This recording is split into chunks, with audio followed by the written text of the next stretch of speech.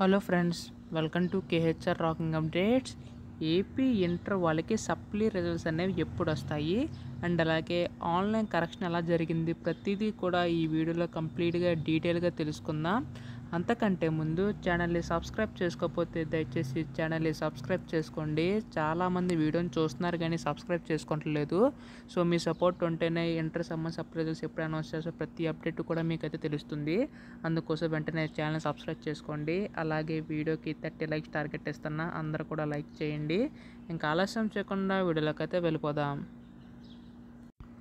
So ఇక్కడ చూసుకుంటే AP and TS వాళ్ళకి ఇక్కడ మనకు ఆన్లైన్ కరెక్షన్ జరుగుతుంది కాబట్టి సో కొద్దిగా టైం అయితే పడుతుంది. బట్ ఏంటంటే మ్యాక్సిమం 95% వరకు కూడా కరెక్షన్ అయితే కంప్లీట్ చేసామని చెప్పేసి అన్నారు. సో మనకి ఏంటంటే ఇక్కడ మనకి ఏపీ వాళ్ళకి చూసుకుంటే ఆన్లైన్ కరెక్షన్ జరుగుతుంది కాబట్టి సో అక్కడ మనకి మార్క్స్ వచ్చిన తర్వాత ఆ మార్క్స్ అన్నీ మళ్ళీ ఎంటర్ చేయడానికి కొద్దిగా టైం టేక్ అనేది అవుతుంది.